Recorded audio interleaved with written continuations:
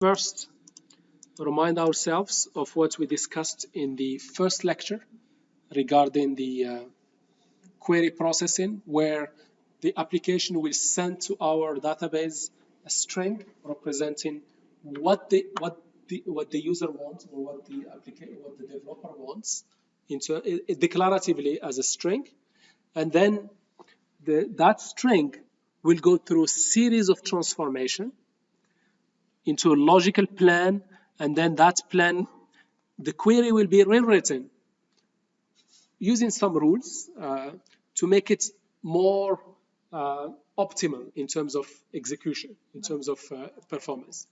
Sorry? You write it to mathematical expression? First, we write it to an algebra expression, and then we transform that expression based on some heuristic rules to boost the query execution performance, as we will see. And then finally, when you get to that logical plan, there are multiple physical algorithms, different ways of implementing that plan. So the database will consider various multiple ways of executing that logical plan based on the presence of absence of indexes, based on the number of records per table, based on many statistics that the database maintains. And it computes a cost of each possible query plan, of possible query plans. And this cost is expressed in terms of what? Yes, number of disk read and write, I/O. It's expressed in terms of disk read and write, because that is the predominant factor in the query performance. And finally, it selects among various ways of implementing these operators in the logical plan. And we need to be familiar with these various algorithms because in practice, we might come across them and in query plans, in real query plans, and we need to know what they are. So let me just give you an example what I mean by this.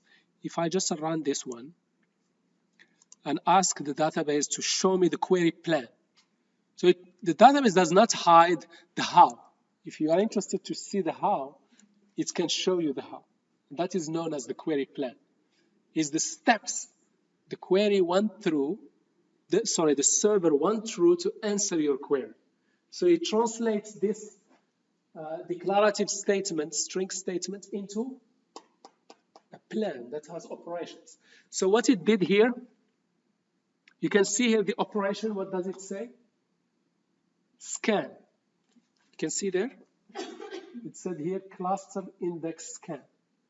Why did it do cluster index scan?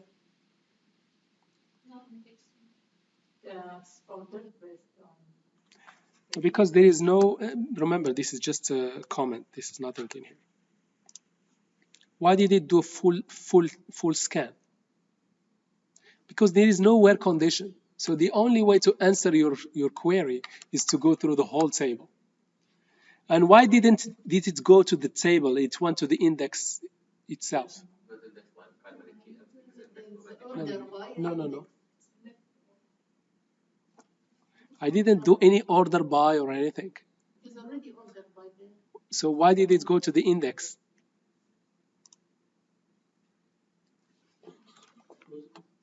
Ordered by this index. Clustered index, yes. What did we say about clustered index? The data file and the index file are one. Yeah, it's one unit. So there is no data file as a separate thing. The data file and the index file are as one thing. So the index is the actual table. Because for example, if this one is a B-tree index, what do we find in the leaf of the index? The actual data. That's why it's doing here an index scan. Yes?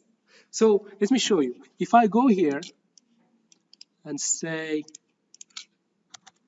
select into product copy. No, into has to be here.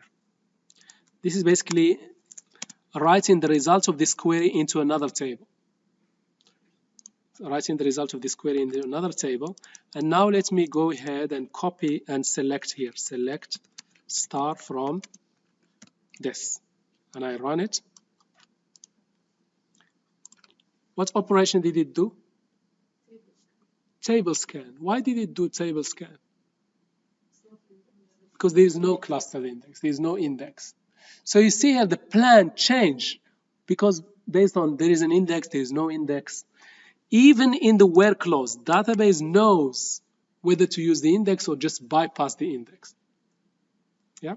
So in here, for example, name greater than A. What do you think? Database will scan the index or seek the index? Seek means it will go through and just pick up a couple of elements from the index. Scan means it will just close its eyes and go through start to finish. It's the first index, so it will scan all the table. No. Why do you think it will scan the whole table? Because there is no index. No. There is index. There is index on the name. Here. The first index. Here. There is an index on the name. Can you see it? Product name. There is an index in there. It's not exact. Yeah. But although there is an index, take a look. Did it use the index? It bypassed the index. It didn't use the index. Why do you think it didn't use the index? No, not because of that. Take a look at this. If I say name equal, I'm not sure what names they have there. Equal, I'm not sure what they have, but let me just try.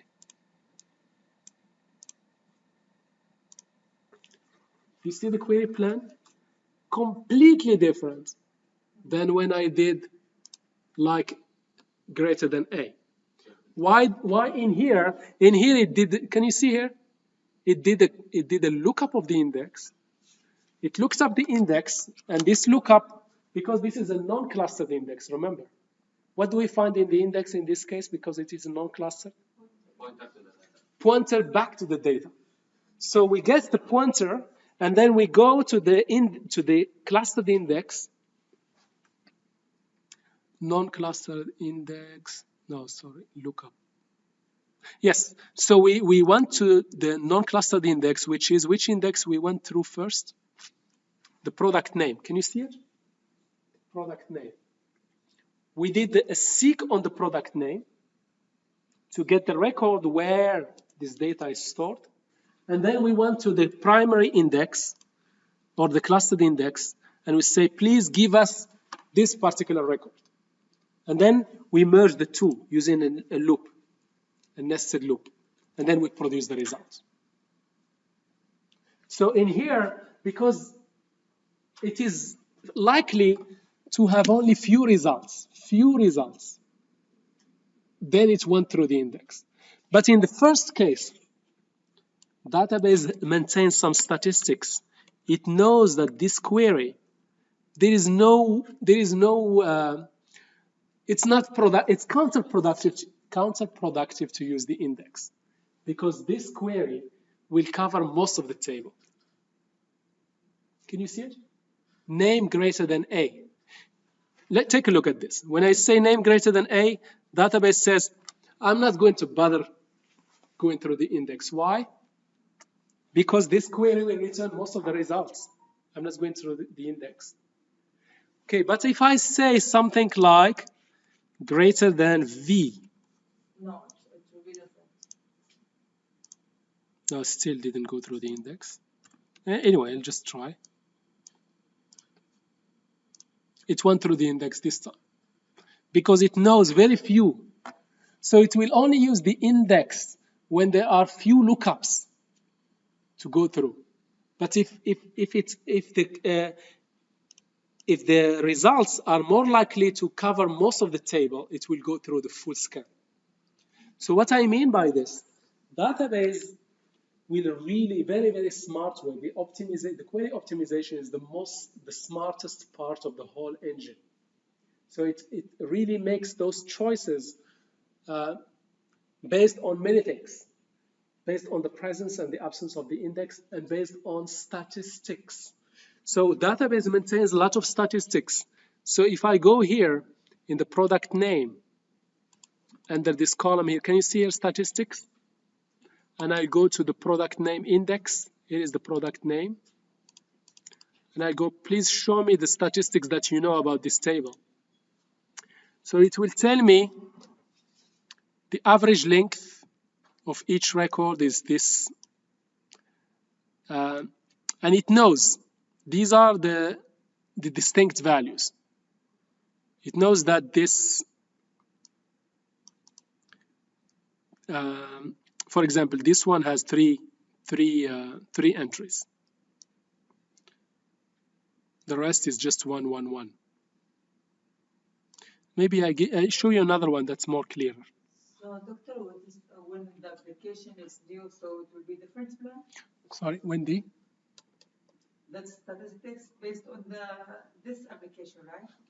For this particular table, every table has its own statistics that the database maintains. I mean, for example, if it's new table, so there is no statistics. So yeah, of course. Will change? Yeah, the plan will change. Yes. The plan will change based on the statistics of the data that is stored. Yeah. So what I mean by statistics, if the database, how the database worked out that names greater than A covers most of the records. It's not just by guessing, it knows some statistics. Okay, so let me show you an example that I've seen here. It shows clearly the statistics and the role of statistics. So if I go here, statistics about the name, about the last name, first name, let me try this one. Properties, details, and here. So from Adam to Abbas to Adam, 10% of the data is between these two. Yeah, and 28% between these two. And between this Z and between these two, 20%. So it creates some kind of histogram that shows between distinct values, this is the percentage of records between such values. So this way, it can already estimate the number of records that will be resulted from the query. So if the number of records resulting from the query is close to the number of whole record in the table, it will not bother going through the index. Okay. If I ask you some question that covers the whole book, it is a waste of time going through the index. You just need to go through and find it through, just skim through the book and find the answers. But if I have very precise question about, let's say, the clustered index organization, then you go and look up for clustered index. So here, when we search for greater than A, it knows that there are many rows that has A. Yes. Instead of going to the index, it does the full scan. It does the full scan. And let me show you this. Let me show you this. So take a look at this. If I run this, I go here. You see what you see here. If you can spot it, estimated. Can you see here estimated? Estimated number of rows, 404. And the actual, 404. The estimation and the actual is very, very close. So it says, why bother? What is the total number of records in this table? 504. So why bother going through the index? Because if it goes through the index, it will be much, much slower. Yes? If I ask you, for example, find me in the book all the pages that has the word database. Okay? Then, and even if you go through the index, it will not help you. It's better to just skim through every page and highlight database. Because it will be mentioned in almost every page. Yeah? But if I tell you, let's say query optimization, or let's say nested loop join. Then nested loop join, only a few pages talk about nested loop join, so you better go through the index, not go through the whole table. So what I meant by this is that that's what query optimization is all about. Query optimization is estimating the number of records that will be returned, estimating the cost of the query in terms of input, in terms of query cost, in terms of I/O, in terms of disk read and write. And you have alternative plans, alternative physical plans, and which plan the database will pick? The one with the lowest cost, which means the one with the lowest read and writes, disk read and writes. And the database really calculates the cost, and it has an idea about the cost. You can see here, estimated I/O cost, estimated CPU cost, estimated.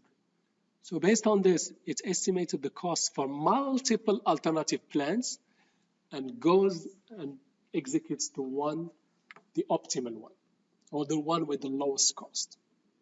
So that's why we need to understand these things. I'm just trying to motivate. When you have a large query, not this simple query, when you have a large query with lots of joins and filters and sorts and so on. So if you want to investigate why this query is slow, in practice, you have to run it and study the query plan and see where is the problem. Maybe some index is missing. Maybe some statistics are not updated. Because statistics, there are two ways you can update statistics. If you do this updating statistics as we insert and update, that will slow down the database. It is usually either done when the database is idle, or you can configure it to update the statistics as an overnight job. Yeah. So it might be whatever it might be. So for you to really understand this query plan and what it means, you need to understand how the query execution works and how the query optimization works and what this index scan, nested loop join, hash join, you will see a lot of things in here. You start understanding how they are done. That is the value of studying this topic. It's a very practical topic, very useful topic, is to be able to understand the query plans and also to be able to write better queries and diagnose performance issues when you have performance issues with queries. Okay, so for query processing, as we saw, this is copy-paste from the first week slides. The power of database, and this is what the database brought along as a new contribution to the computing field, is this declarative nature of queries. I can specify what I want in high-level language such as SQL, and database will translate that query into an execution plan based on the current conditions, based on the available memory, based on the statistics of the table maintained by the database, based on the presence and absence of index, based on the physical storage of the database. Okay? And based on that, it will generate multiple alternatives, estimate their cost, and pick the one with the lowest cost. And that lucky plan is the one that gets executed to produce the results, and the results are back to the requester. And the heart of this is the query optimizer. And that's what we want to really look at. So the query gets translated into a tree. This tree does not say the how. This is still a logical tree. I'm basically doing here a join, doing a select, doing a group by, and doing a project. But how, which algorithm I will be using, I don't know yet. So this is first it gets translated into a logical plan, and then we will have multiple operations here. For example, this could be a full scan. This could be index seek or index lookup. It depends. Which physical operation we will use depend on the cost. So for one logical plan, there could be multiple physical plans. Physical plans means we know which algorithm we will be using. And each physical plan will have its own associated cost. We estimate the cost of each physical plan, and we go and pick the least costly one in terms of I/O. Typically, most importantly, in terms of disk read and write. Yes, please. What do you mean by physical plan? Okay.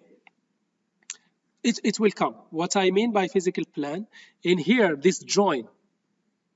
Can you see the join here?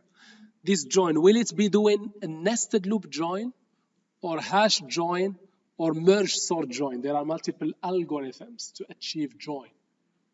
Yeah. So in here, in this operation, how many? At least I have a nested loop join. Nested loop join. Let me show you what I mean by this in a small example here. Here's maybe an example. Take a look at this example. Let me run it. Here. Can you see here? It did here index seek. In here it did an index scan. So index seek is one physical operation. Index, this is index seek. This one, and this one is index scan. So I have one operation called index seek and one operation called index scan. In here I get some results. I get some results from two results, and I need to merge them because I'm doing the join. How do I merge them? In this scenario, which algorithm they used? A merge join. Yes? In other scenarios, they might use a nested loop join. Let me see if I can run some other example. You see here which algorithm they use? Nested loop join. That's what I mean by physical plan. I have one logical plan. What is my goal? Is to join these two intermediate results and produce the final result. How many ways I can do it? At least 3 ways. Nested loop join, merge join, hash join. At least 3 ways. Now, how do I choose between these 3 ways? Cost-based. It will estimate how many disk blocks I need to read and write. And based on that, it will select the least costly. Is clear? So we have one optimal logical plan. Basically, we have one logical optimal plan that we derive from the query. And that logical plan, how many physical plans we may have? Many. How do we choose? Cost-based. We estimate the cost and we go ahead and go for it. Okay? Okay, let us take the break now. Okay, so as we discussed before the break, the first step in our query execution is to translate our textual query into a logical query plan. Logical means we don't know exactly which operation, which actual operation or actual functions we will be calling or will be using to execute the plan. But we know what are the steps of the plan, but not how to do them. That's what logical means. So our textual query will get first translated into a relational algebra query. And the reason why for the reason for this is that one of the strengths of the relational model it has a mapping to relational algebra. So this is a trick. If you have a problem and you can somewhat map it to some mathematical problem, then you can get access to all these tools to solve those problems. Plus, you have all these mathematical proofs that whatever transformation you will do in our case, to your query, will not break its original semantics. The intention of the requester, the transformation you will see, will not break the query. And this is proven by math. You just do this transformation and have peace of mind that the transformation you'll be doing to your queries will not harm it in any way. So what I mean here, whenever you have a chance to map your problem or map your solution to some well-established mathematical foundation, then this is a good thing to do. Yeah? And this is another innovation in the relational world, in the relational database world, is that the relational model is mapped to the relational algebra math. Now, let me just quickly introduce the relational operators that are well known if you go into the details of this area of math. Relational algebra defines this basic relational operations that you can do. And they give them symbols. So we have here the selection is here. What we do is the filtering if we have a relation, we can filter the tuples or the rows of that relation that meet certain condition. So for example, if you have an employee relation, you could select employees where the age is greater than 60. So this query in relational algebra, expression will return employee records where the age is greater than 60. That's one operation, the selection operation. The other operator we have in relational algebra is projection. So employee might have many columns. Maybe you're not interested in all of them. You can select subset of columns. This is called projection. So in here, for example, I am only projecting the ID and the salary from the employee relation. Now, these are the basic ones. Some operations are related to sets. If I have, let's say, two relations, I can do an operation between these two relations. I can say R minus S. What it means semantically, it means I am interested to get the records that are in R, but not in S. Yeah. Other thing I can do union. I can do R union S. And what I mean here? Join. Yeah, not join. No, I want all the records in R. Without duplication. No. So records that are either in R or in S or in both. Yeah. Okay, so this is the union. So you can do union between relations. And all these operations are implemented in SQL, in SQL. So you can do most databases will have this implemented. So for example, in here, if I go to customer, well, let me go back to this one, easy. So in here I can do, for example, union.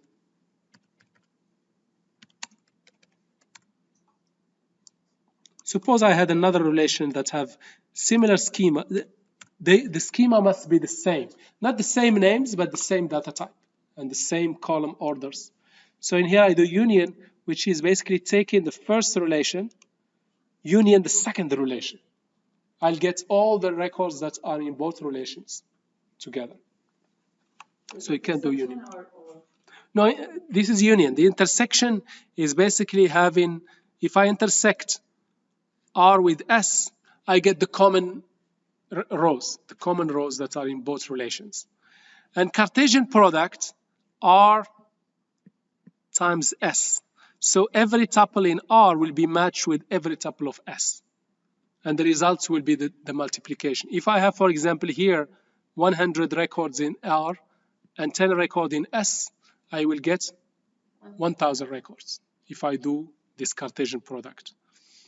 And then we have aggregations, sum and mean and average and so on.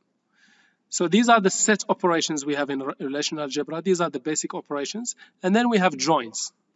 I can join relations based on a common attributes. For example, I can join two relations that have primary key, foreign key relationship, such as a customer and order. I can join customer with order where the customer ID is equal to the customer ID of the order. I can do that join.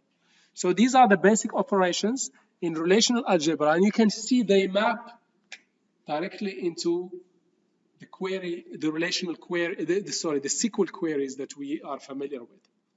And this is good news because we can use some of the proofs, some of the algorithms that are coming from relational algebra literature. We can use them in our benefits for query processing. That's why the first thing we do, another way of writing this query is you can write it as an algebra expression. So it will look something like, let me show you, for example, this query here. So this query, what this query is trying to do, it is selecting from book only the books where the price is greater than 30, and then projecting these two attributes. So this is as if we are saying in SQL, select book title and price from book where the price is greater than 30. So that query that we have in plain text, first thing we do, we get rid of this plain text stuff and we just put some symbols. That's the first thing we do. We translate our query into an algebraic expression, and then from that algebraic expression, we transform it into a tree. Okay, so here is how the tree looks like. It's a data flow tree, a data flow graph. So you can have here, this is the source of data from where the data is coming. I take these two relations and do Cartesian products, and the output of this operation, I feed it as an input to the selection, and the result of this, I feed it as an input to the projection. This is this is like basically a literal translation of this query, literally, without any optimization. Once I present it like this, then I can start optimizing it using some rules and heuristics without changing the original intention of the query writer. Yeah. And here, when I do this transformation, I have now the backing of math proofs and mathematical models that everybody kind of agrees upon. Yeah. That is the power of mapping your model, in this case, our query language and our relation model, mapping it to a mathematical relational algebra model. Yes? So we presented our query into a tree. This one is still a query tree. And this one is a query plan. What is the difference? It's just in the steps of the query, I selected the algorithm I'll be using. Then it becomes a plan, query plan. So this is a query tree and this is the query plan. The only difference is that in the query plan, I know which algorithm I'll be using. That is the difference. Of course, for one query plan, there must be multiple physical query plans. And as I explained before, I choose among them based on the cost. And we will see this estimating the cost later on as we move forward. Okay, this is another example. So in here, I have a query with a subquery here. So what I'm doing here, I am selecting from account where the balance is equal, is it 100,000? 1 million, okay. Yes, where the balance is 1 million. And then basically getting the transactions for transactions for this account owner. I want to see this 1 million, the person who has having this 1 million, what transactions they have. Okay, so here it is. So this is the source of the subquery. This is how it is represented. I take my account, take it through a selection operation, and the results will be pushed to projection operation. So this will kind of produce a new relation with one column, which is the account ID. Then I take this other source, other relation, which is transaction, and join it with this resulting column from the subquery. After I join based on common attributes, I will project the the owner account, and the amount. Okay, so let me now. Okay, I think let's just drive it through examples. Okay, so Oh, let me go back here. So in here, let's just focus now on select, project, join queries. These are very common queries. Select, project, and join queries. The way we usually write them, the projection, we put it after the select statement. And the from, this is the relations from where the data will be coming from. And these are the where conditions. Yeah. Okay. So to generalize it, what we have a relation R that has 3 columns, A, B, C, and a relation S that has 3 columns, C, D, and E.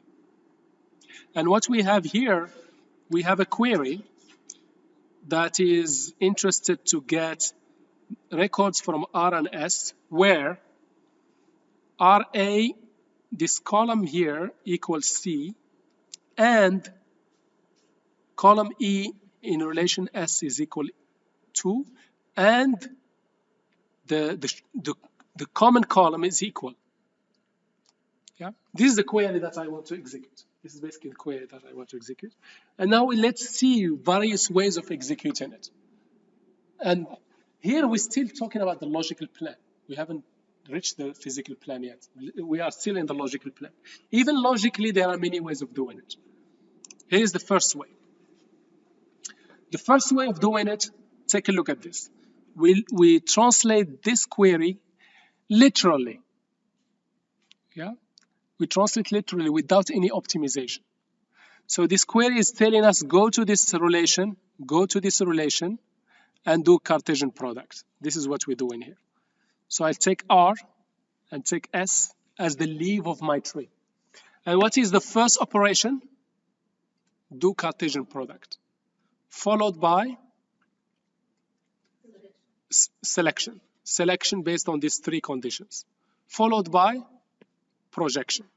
This is one way of doing it. So if I do it this way, this is how it will look like. Remember, these are the columns of R, and these are the columns of S. When I do Cartesian products, I get all the row, every row in R will be matched with every row of S, and the columns I will have in the result, intermediary result, I will have the columns of R and the columns of S. That's what Cartesian product really means. So I will have something like this, and then I will go through this intermediate result. This is what this says. I have produced the Cartesian product, take the intermediary results, apply the filter, take the intermediary results from this filter, and then project. So this is exactly what I'm doing. I produce intermediary result, then applied my filter. Who are the lucky records where RA equals C? This is RA equals C.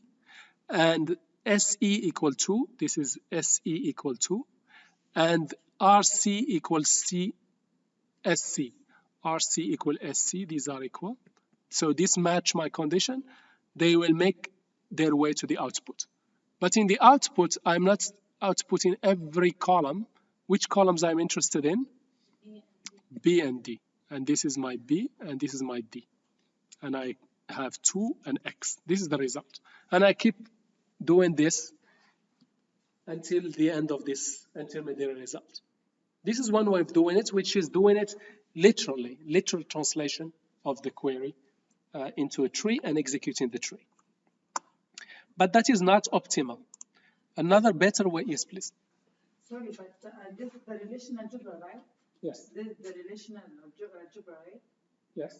I mean, if we choose the algorithm, it would be, what would it be? What do you mean? You said, So relational algebra is just another way of writing our query in a more formal way, instead of keeping our query like this, we translate it into more mathematical expression. Then we will optimize the expression. You know, in math, you have equations, and you can transform and make these equations better and simplified. Similar thing. So it will click as we move forward. You will see shortly how this relational algebra will help us to make this logical plan better. Okay? we want to make it better, but at the same time, we don't want to break the original intention of the query writer. We don't want to do any breaking of the semantics of the query. So we want to do it with assurances that we are not breaking anything. We still return what the requester expects. Okay. So the other way of doing it is instead of doing this, instead of doing it this way, what I will do, I will push these filters. Sorry, especially these filters here. I'll push them down. This is one optimization I can do. So instead of doing this Cartesian product, take a look at this. I take R and take S. The first thing I will do, in the intermediate result, I only get the records of R where A is C, equal to C. And from S, which record should I consider in the intermediate result? Only the ones where E is equal to 2. This will significantly reduce my intermediate result. And then those results, instead of doing Cartesian products, I will make it a join. Because a join is far less expensive than a Cartesian product. And then based on this, I will produce my projection. Okay, so let me show you how this looks like. If I do this plan, I'm still not in the physical world. I'm still in the physical plane. I'm still in the logical plane. So in here is my R and here is my S. First, I apply the conditions that are specific to R, the filter conditions that are specific to R, which is in our case where, what does it say here? Where RA equal to C. So the ones where RA equal to C is this one. See here, my intermediate result now is much smaller. And I'll do the same for S. What was my filter applicable to S? Where E equal to 2. So here, is there anything E equal to 2? Yeah, we have 3 records. So here's my intermediate result here. Yeah, and then I have intermediate results from R, intermediate results from S, and now I join them based on this C. So you can see here only this record match. So it will make it to the output. That's another strategy, completely different. And the cost of those, even at logical plan, this one is much more optimal. Okay, and there is another strategy. I'm just trying to show you another strategy. Suppose that we have an index on A, on column A, and we have an index on column C. Yeah, this A and C. A, which is used for R, and C, which is used for joining. Yes. So in this case, we will use the index that we have on the column R to speed up looking up records of R where A equals C. We just look up the index instead of doing scan of the whole table. And then for each RC value we use C as index to find the matching tuples. Okay, so here we will have some intermediate results, yes? And then we use this intermediate result to look up the index, on C. Okay, and then during this operation, we eliminate the tuples of S that are not where E is not equal to 2, because we are only interested in records where E equal to 2. And then we basically join these results. So let me just illustrate this. So in here, this is my R. I'm interested in getting the records of R where A equal C. Okay, very good, thank you. Where A equal to C. So to do this, instead of scanning the whole table, what I will do, I'll go through the index. Do an index lookup, and this will immediately give me the where my record is. So it will speed up looking up this first condition. Then here is my lookup. And then what is the value of C column in this particular matching record is 10. Then I use this value to do another index lookup on S to find the records of S that are matching this value 10. Okay? And then basically this is the only one that match, and I'll join these two to produce the output. So this is yet another strategy. I can only do this, of course, if I have these indexes. So these indexes has changed my strategy. So as you saw here, although through these examples, I'll provide you more examples, what I'm really doing, I did some query rewriting. And this query rewriting can be summarized as follows. Some common rules that really can improve my logical plan, without breaking it. The first rewrite rule that is very, very valuable is I perform the selection operation as early as possible, which means I take the selection operation and try to push them down the tree. Why I'm doing this? To reduce the size of the intermediate results. So instead of dealing with the large intermediate results, I just reduce significantly the intermediate result. Then also I try to push the projection as early as possible. Change the Cartesian product into equijoins. I will show you some further examples. If I have some common expression, such as a subquery, I execute it once and store that value and reuse that value instead of recomputing that same value many times. Some subqueries can be converted to join. As I showed you here, this example we saw earlier, this one. One subquery was translated into equijoin. Here is a subquery. You can see this subquery here. It does not talk about join at all. But through optimization, I changed it to a join. See here what I did here. This is my source of the subquery. This is the account. I first do the filtering, project the ID, and this becomes kind of a relation. And I join it with this transaction relation and project the columns I want. So even subqueries can become joins. So let me now show you where relational algebra comes in to help and where this can significantly improve our logical plan in a safe way, because we mapped our query language and our relational model to a relational algebra. Then now we can make use of this relational algebra. So if you go to relational algebra textbook, you will find these rules: commutativity and associativity.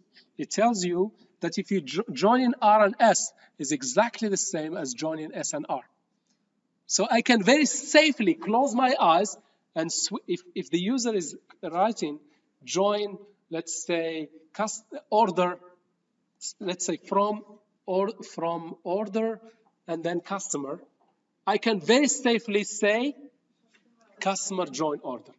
And you will see shortly this can significantly enhance the query just by swapping the order of the join. Can I just do this safely without breaking the query, the original intention of the query? Yes. This is mathematically proven. Nobody will come and challenge you. That is the power of mapping a solution or a model, or your solution model, mapping it to some kind of mathematical model. Then you can use the optimization algorithms and rules and tricks that the mathematicians has provided us in a safe way, and nobody will challenge you. And you are guaranteed it will not break anything.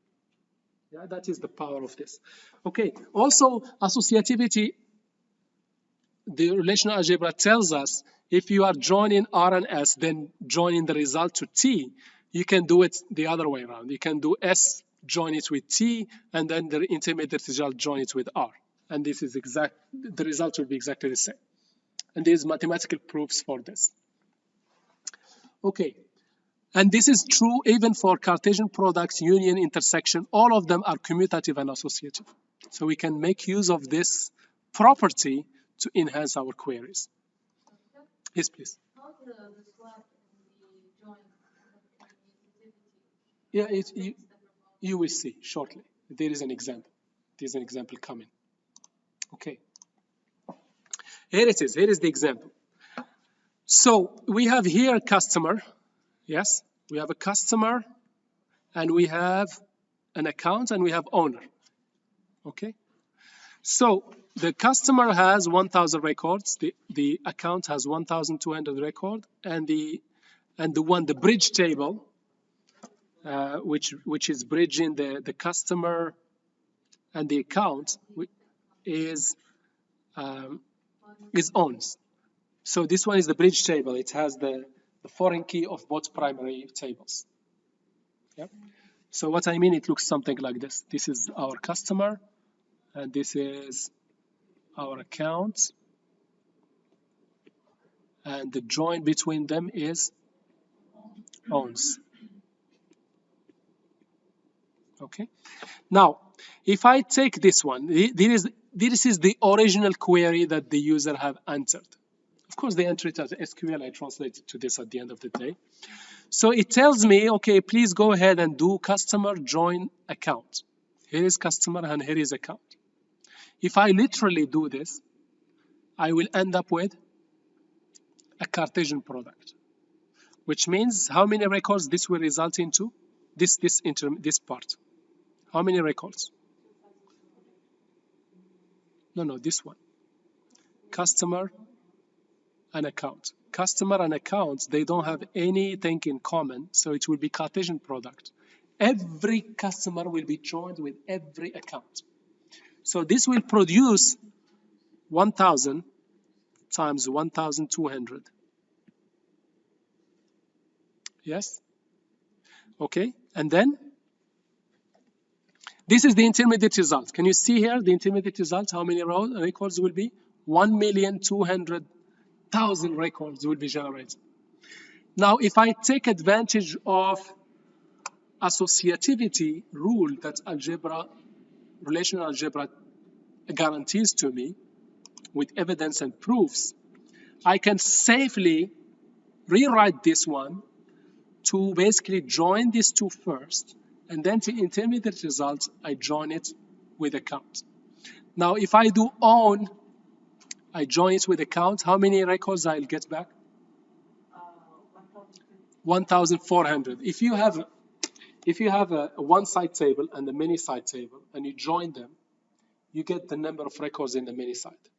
Okay, which one is the many-side? Remember, this is the one side, and this is the many side. This is the one side, this is the many side. So the intermediate result here will be 1,400. A huge difference between this intermediate result and this one. And it will have a major impact on the performance of your query. That's what I mean by associative. Using relational algebra can help us to improve our query. We haven't even reached the physical part, only logically rewriting the query. So we can reorder the joins. We can reorder any of these. We can reorder the Cartesian product, union, intersection, and joins in a way to reduce the intermediate results. Okay. Yes, please.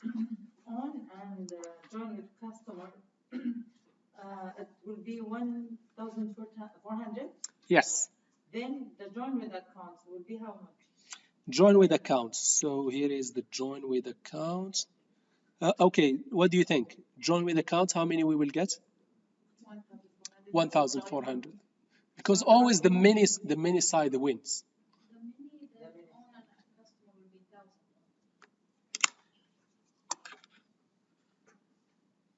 No, but customers have many accounts. So we will get all the accounts belonging to the customer. So if the customer has 2 accounts, they will appear. Yes? So I will get, the results will be 1,400.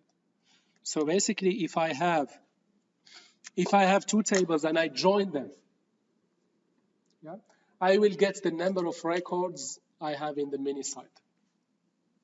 Yeah.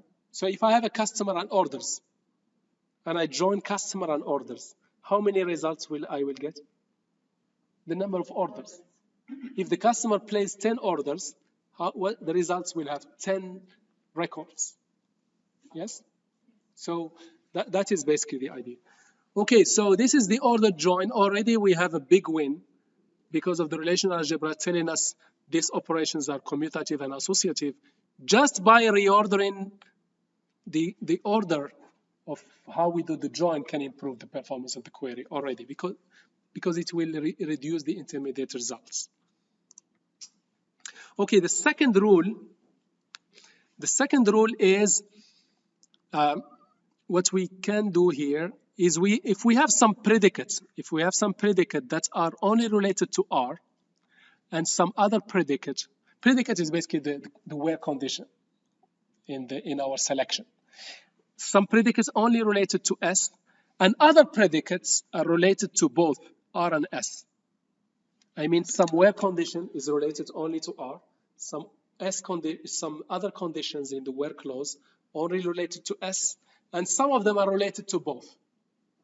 So thanks to relational algebra, what we can do is, I can take this condition here, which is related to only R, and I'll push it to R. Yeah. So I first filter from R only the records that meet my condition, then go ahead for the join. And this will significantly improve the performance of the query. Why? Why this will be better improvement than this? The intermediate result is smaller. So in here, maybe I'm looking for, let's say I'm here, I have students, and let's say grades. And I join students and let's say sections, the sections that they have registered all along. So I have students join it with course sections where students ID is 1, 2, 3. Yeah. So if I go ahead and join students with course section, the intermediate result might be huge. But if I go ahead and take the student and filter it first and only get students 1, 2, 3, and then join it, the results will be much, much better.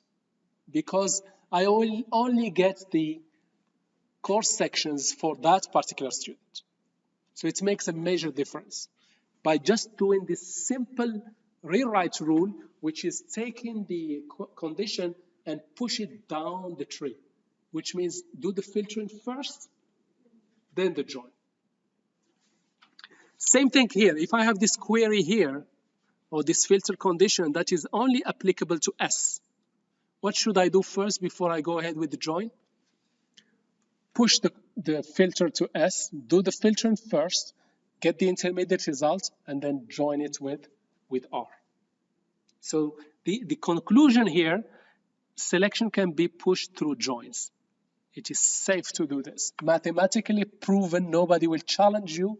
You will not break anything by doing this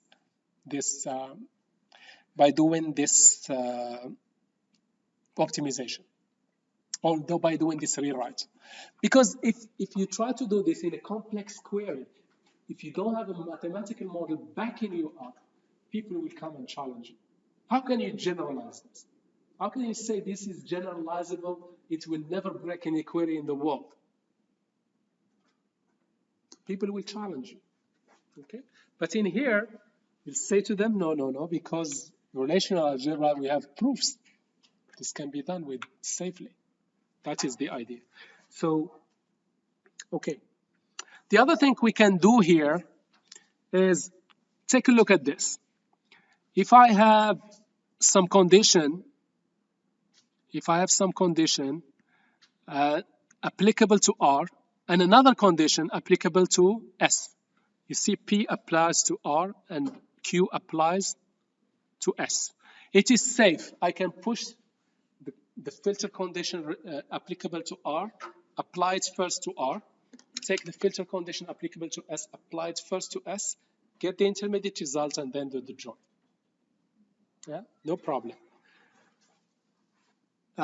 Now, if I have a condition, remember, condition applicable only to R, and this one only to S, and then this one applicable to both. So I push what belongs to S, I push what belongs to R and filter it first, push the condition applicable to S and apply to S, get the intermediate result, join the result, and then apply the filter applicable to both. Okay, in here this is a tricky one. If I have an OR, so I have some condition applicable to R with another condition applicable to S, but they are connected with an OR. In this case, the rewrite will be, I take the condition applicable to P, the condition applicable to R, apply it to R, join with S, and then do the same for S and join with R and do a union. These two will be equivalent. Exactly the same. Okay. Here's an example. So in here, I am joining patient and operation, and I'm only interested in patients greater than 50 years and operation with this name, lobotomy. So if I just literally do this and join patient with operation, do it first. And if you are something like Hamad Hospital, then this will be millions of records. Yeah. Instead, it's a much better strategy to take this condition applicable to patient, push it to the patient, apply it first. Then you will get a much smaller number, less records of patients greater than 60 years old. Take the condition applicable to operation, apply it to operation, reduce the intermediate result, get smaller number of records, and then join the two. Much more efficient to do it this way. Okay, so this is to summarize, this is our initial plan. This one is a literal translation. Yeah, literal translation. The way it is written, and this is the algebraic expression, and this is the tree. So the tree, here is my data source, R and S. I put them as the leaf. Then this will feed to Cartesian product, because that's what this says. It's a Cartesian product. Then I take this intermediate result, push it up to this selection, and put my filter. This is my filter. And then when I finish, I do the projection. Okay? And here, in terms of algebraic expression, relational algebra, this is R times X, and here is my select, and here is my project. Okay. Now, if I apply algebraic expression optimization, the first thing I can do, I can first break this complex selection into simpler ones. So in here, what I'm doing, when I produce the Cartesian product, I take it through this condition, and the result will go through this condition. Then second rule, it says push the selection conditions down the tree, as further down as you can. So I can, basically this condition here is only applicable to R. Yes, because it says here RA is equal to C. So what I'll do, I push it down the tree, which means I take R, I apply this condition, get the intermediate result, and then do Cartesian product with S. Then the results, filter them based on this condition, and then project. This is rule 2, which is pushing the selection down. Rule 3 is basically changing the Cartesian product with a natural join. Because in here, I am joining based on a common column between R and S. Instead of doing a Cartesian product, which will join every row, every record in R, join it with every record in S, and I will get R times S. If I have 1,000 here and 100 here, I will have 100,000. Instead of this, I will just do natural join. I only join where these two columns are equal. And this will significantly improve my query. Yeah. So far, what we've seen, three basic heuristic rules. You can apply them safely based on relational algebra. The first one is, if you have some condition, break it down into multiple conditions. Second, take the conditions, these selection conditions, and push them down the tree to be applied to the related relation or table. And then the second thing, the third thing you can do is to take the Cartesian product and replace it with make it a natural join. Okay? All this can be done safely because of relational algebra. And this is another example. Here is an example. You can see here what I have here. This is my patient. I'm trying to translate that query we saw before. I'm do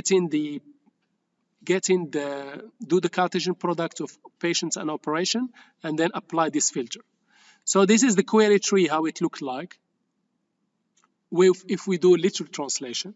And then after optimization, this is how it looks like. I take this part of the query, this part of the selection, push it down to patient, this part, push it down to operation, and replace this Cartesian product with a natural join. That is the idea. Okay, the other thing we can do is we can push projection as well. We can push it down. So when we push selection down, what happens? When we push the selection down, what happens? We minimize the number of records. So basically, we are reducing the results horizontally. So vertically. So basically, we are reducing the intermediate results vertically, which means the number of records resulting in the intermediate result will be reduced. Now, if we push the projection down, what happens?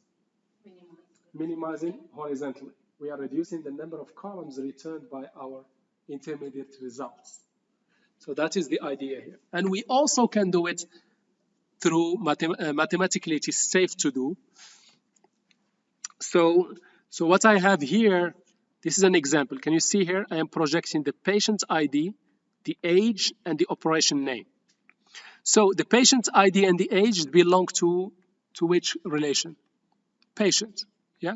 So I do projection from patient. I project these two. I select these two. I project these two columns, and then this in operation. What I have here in operation, I get patient's ID and operation ID. I make sure I get patient's ID. Why? Although I don't need it in the projection, why do I still need to include it? To be able to do the join, because the join need these two common columns to be equal. Okay, so this is how we push it down. So here is another example here. So here is my original query. This is very badly written. The database will not just go ahead and write and execute it this way.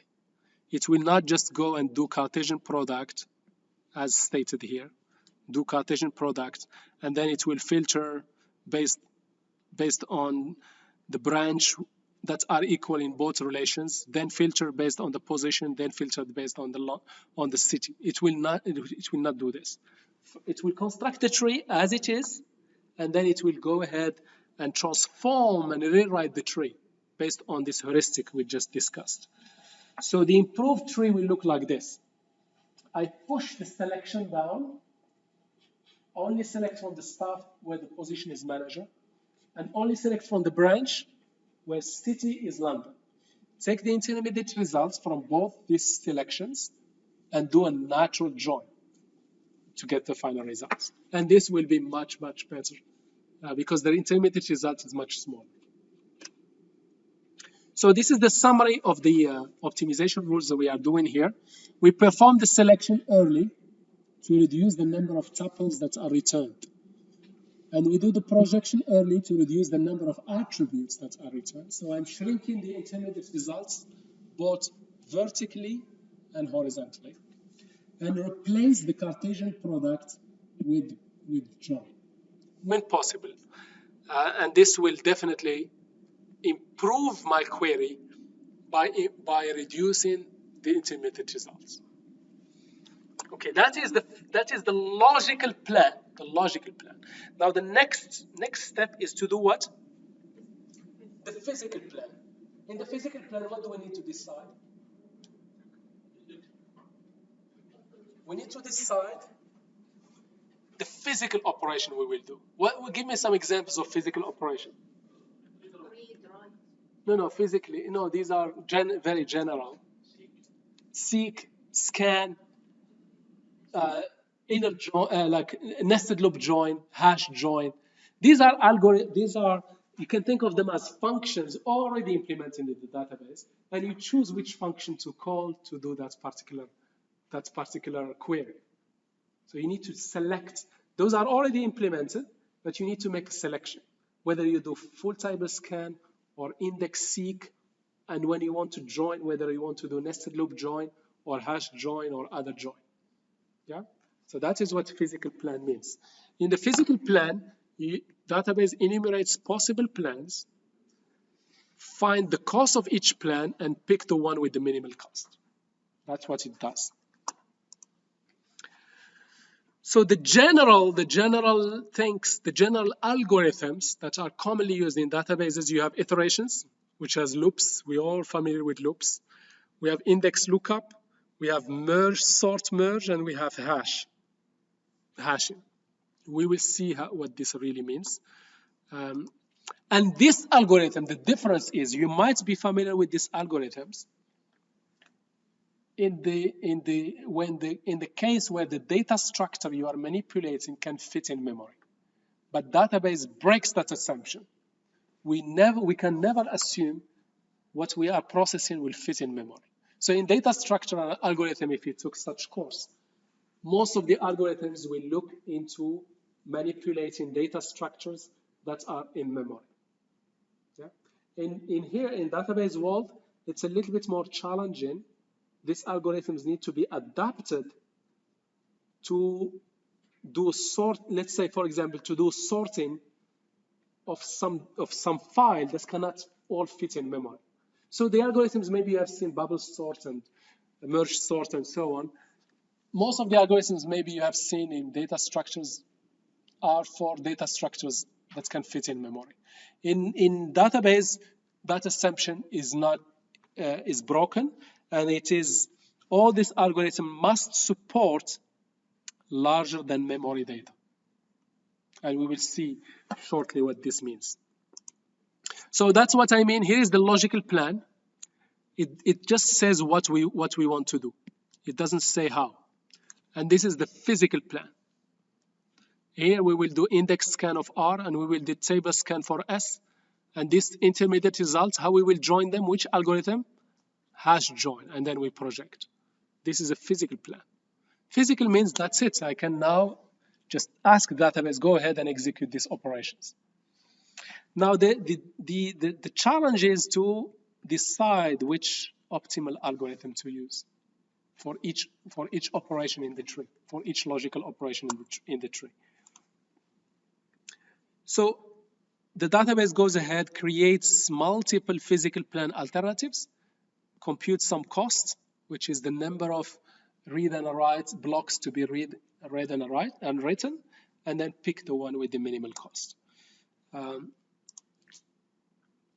Okay, so let me now just super quickly just give you one small example and let you go. Here is some algorithms for implementing selection. For implementing, you have some table and you want to filter the records that meet certain condition. This is a selection algorithm. So in here, we have at least 3 alternatives. If I have some file or table and I'm looking for some records that meet certain conditions, one way to do it, full scan. Full scan, close your eyes and read it from start to finish. And the ones that meet the condition will make it in the output, and the ones that don't meet the condition will be ignored. That's one way. The other way is to do an index seek. We already seen how to do this. Remember the B tree? Instead of scanning the whole table, I go and make use of the index, and I traverse the index to put my hand onto the record I'm looking for. Or I can do hash index. You remember the hash index, how we will look up the hash index? Take the key, apply the hash function, it takes you to the bucket where the data is residing. Yeah, so it's 3 different approaches. So in here, let's take a look when there is no index. When there is no index and you want to do full scan, what is the cost of this operation? No, you have one table and you want to do full scan. What is the cost of this operation?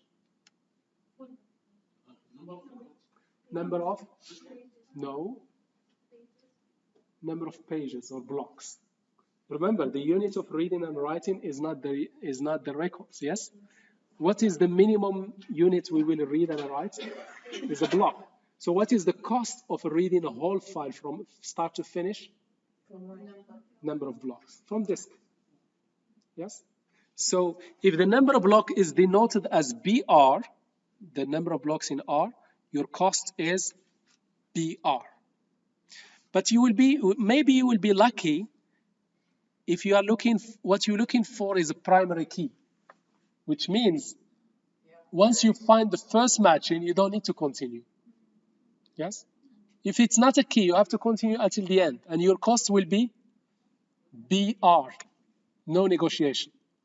If it is a primary key, you might be lucky and you find what you're looking for around the middle, in average. In average, it will be BR divided by 2. Only if it's a primary key. Otherwise, the cost of scan is BR. Now, from your knowledge, what is the cost of seeking the index on a B tree? Depending on the level. Thank you very much. The depth of the tree. So if your tree is 3 levels, 3 out of 2. 2 plus 1. Root is usually in the usually, hopefully in memory, but let's say it's not in memory, we just started the database. It will be 3, yes? Now, if you are using a clustered index, you are done. Once you arrive to the leaf, you are done. You already arrived to the data. Remember the clustered index? Yeah. The data is stored in the leaf. Yeah. You just what is the cost if you're clustered index? The cost of seeking inside in a clustered index. The cost of the operation, the depth of the tree. If your tree is a 3-level depth, the cost will be 3. But in practice, the root most of the time is in the memory, in the buffer. Remember buffer pool? Your cost may be 2. Yeah. Now, what if it is an unclustered index, a non-clustered index? What will be the cost? Depth plus 1. Yes, very good. Depth plus 1. That is the idea. If it is a range query, remember range queries? Yeah, what will be the cost?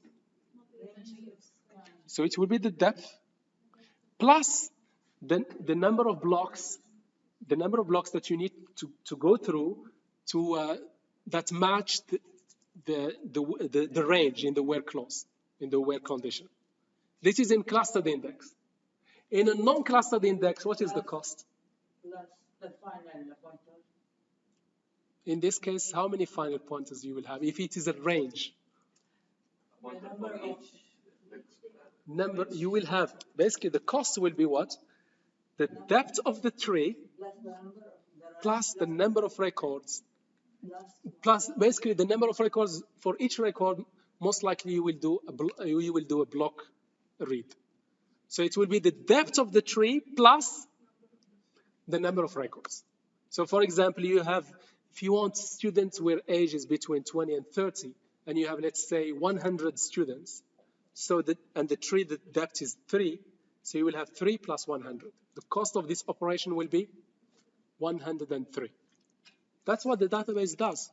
It says, okay, the scan will cost me, let's say, 200. And the index seek will cost me 3. Which one I'll go? Of course I will go with the 3. You get the idea. It goes ahead, and that's what the database does. It will go. How it will know that there will be around 100 students with the age between 20 and 30? How it will know? The database. It has statistics. Database maintains statistics. It knows that even for continuous values, even if you have salary, you know salary? It's a continuous value. It's not discrete. Even for that, the database has a histogram, maintains a histogram. It says between 10,000 and 20,000, I have 20% of people, or this is the number of people I have in this range. And between this value and this value, for each range, this is the number of records I have. So this way, it can already estimate the intermediate results, and it can estimate the cost in terms of number of blocks to read and write. And this way, it can really compare alternative plans and choose the simplest one. Now, for the hash index, what is the cost? 1. Usually, in practice, like it's 1 point, according to some basically empirical research, is usually 1.2, 1.3, because sometimes the index have overflow in pages. Remember page overflow or overflow bucket? Remember this? In that case, you have to go to the overflow bucket. So it's not usually 1 point something, yeah, on average. Now, this is in clustered index, because when you arrive to the bucket, you arrive to your data. In unclustered index, what you need to do? Go to the data pages, which means it's 1 plus the number of records. Yeah. So that's how, I'm just giving you some hints in how costing is done, how the database computes these costs. Okay, so what is left, inshallah, next week I'll be going through. What is left is the algorithms. There is this sort merge algorithm. Maybe you have seen it in some other course. I will go through it because this is very important algorithm used by database. Search merge algorithm, and then the join algorithms. We have a nested loop join. Nested loop, you all know nested loops. It's a loop within a loop. Nested loop, hash join, and sort merge join. This is what I will be inshallah finalizing next week.